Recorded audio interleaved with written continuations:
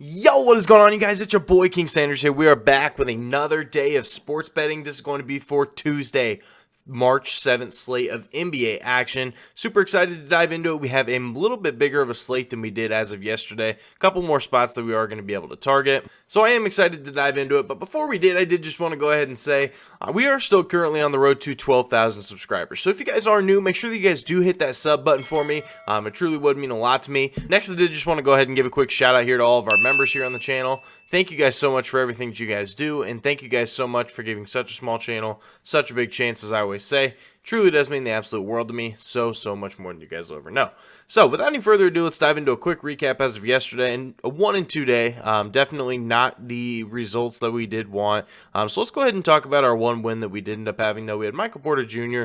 over 16.5 points here versus Toronto at minus 105. Read this game like a book. I had mentioned in my video as of yesterday that that they were going to make it very tough on Jokic, leading to a lot of kick-out opportunities for a guy like Michael Porter Jr., and well, that was absolutely as laid out and as perfect as it could have been. Jokic really didn't score a whole lot of points in that game, but Michael Porter Jr. did a lot of the dirty work. So that one ended up working out for us pretty easily. Then we ended up having DeJounte Murray under 19.5 points here versus Miami. This one hurt. This one hurt just because of the fact that he ends up hitting this with, I think it was like 47 seconds left in the game. He was sitting there right at 18, ends up making a layup to put him right at 20 with 47 seconds. Not like it would have mattered because he ended up hitting a buzzer beater 3, which did help our consensus play. But nonetheless, he did end up hitting his over. So, it is what it is. We ended up losing that one. But then we had the Cavs first quarter money line. I have no idea what happened there. The Cavs played abysmal. Jared Allen gets into foul trouble early. The Cavs really couldn't throw it into the freaking ocean there for a long time. Blake Griffin was playing absolutely fantastic. They started Mike Muscala, and they were still just dogging this Cavs team. It was incredibly weird. It was so strange. It was the exact opposite of what I thought would happen. I thought that the Cavaliers would come out hot and really take things over, and they kept it close until about 6 minutes left in the first. Then the Celtics just took off. So, it is what it is. Ended up going 1 and 2, though. We are bouncing back today. Hopefully, we can have a winning day here today, and I truly do believe that we can. So, without any further ado, let's go ahead and dive into today's plays. So, for our first official play of the day, we're going to our GOATs. We're taking Lauri Markkanen over 25.5 points here versus Dallas at minus 120 odds. Love the spot here for Mr. Lauri Markkanen. He did only have 20 points last game here versus the San Antonio Spurs, but man, this is a great bounce back spot. He ended up hitting the over in 5 straight games before last game. I think he gets right back into it here once again. I think he does drop 30 today, and let me go ahead and explain why. In a lot of those games, he did end up having 17 or more shot attempts, other than last game versus the Oklahoma City Thunder, where he did only end up having 14. But nonetheless, in the last 3 games, the Mavericks, they just have not been good. Ever since the Kyrie Irving trade ended up happening, on defense, they are not a good defensive team. And it's no shocker. They traded away their best wing defenders in Dorian Finney-Smith, and they ended up giving up Spencer Dinwiddie as well. They have lost so many good defensive pieces for this roster, and their defense, especially on the perimeter, is just decimated. And so with that being said, in the last 3 games, the Mavericks have allowed the second most points per game to opposing teams in all of basketball. And not to mention, the Dallas is 25th in defensive efficiency over the course of the season, but in the last 3, they're dead last. Dead last. So this team with Kyrie Irving and Luka Doncic as the stars has absolutely zero defense, and I think that Lauri Markkanen is really going to be able to take advantage of that. And if you take a look at some of the other star players versus this Dallas Mavericks team here recently, you're looking at Kevin Durant. Kevin Durant had 37. You're looking at Devin Booker. Devin Booker at 36. You're looking at James Harden. James Harden at 27, and he's not really the same James Harden. He dropped 27. Joel Embiid, 35.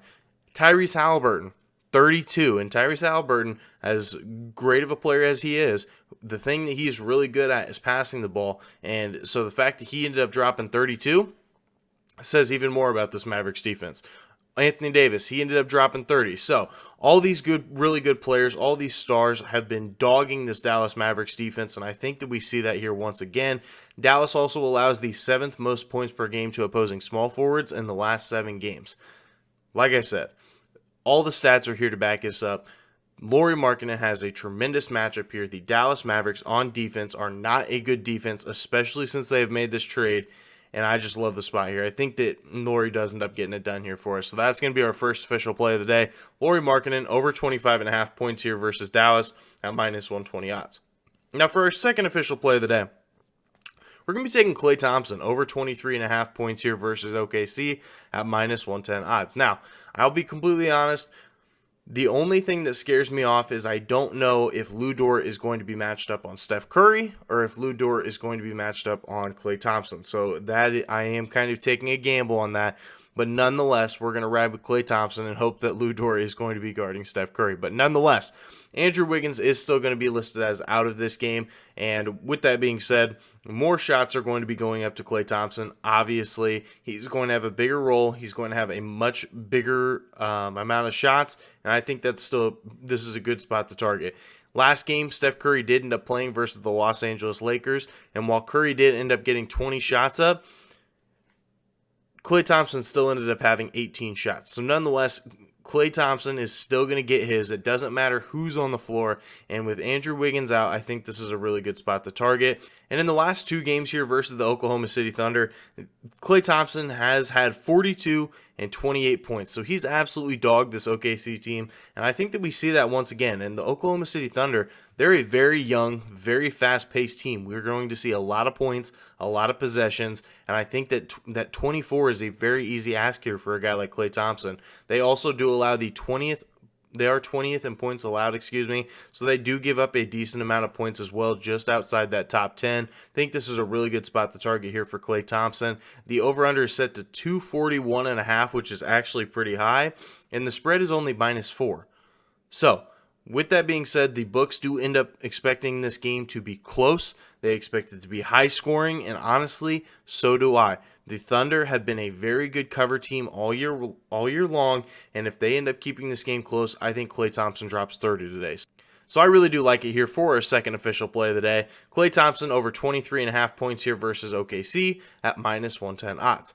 Now for our third and final play of the day, we're going to be taking the Wizards -6 spread here versus the Pistons at minus 110 odds. Now, I know this is ugly, not usually a spot that I do want to target, but I really do like the spot here for them. Wizards are the 6th best cover team on the road this year with a record of 18, 14, and 2. So they have been very good here on the road, and on the flip side of things, Detroit hasn't really been the best home team.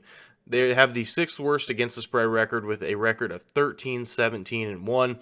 So they have not been good. They're just outside the bottom 5 when it comes to the worst against the spread on the road record. So I do think that this is a spot you want to target. And the injury bug has really hit Detroit like an absolute freight train. You're looking at Isaiah Stewart, Beef Stew, he was listed as out last game.